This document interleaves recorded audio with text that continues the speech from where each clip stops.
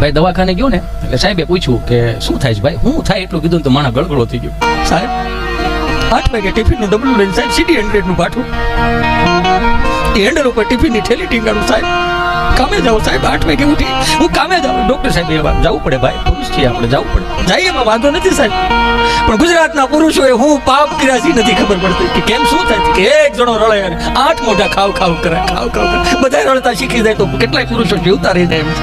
સાચી વાત છે ભાઈ, સાચી વાત. એ ટિફિનના ખાનામાં 3 ખાનાનું ટિફિનનું ડબલું સાહેબ, ઉપલા ખાનામાં રોટલી, નીચેના ખાનામાં વટાણા બટેટાનું શાક.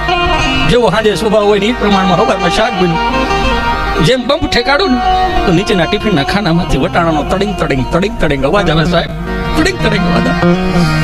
અને વચમાં આ ખાનામાં ગુંદાનું ઓથાણું, જે મોતના કુવામાં કેમ આ મોટરસાઇકલ ફરતું એમ ગુંદાનું ઓથાણું.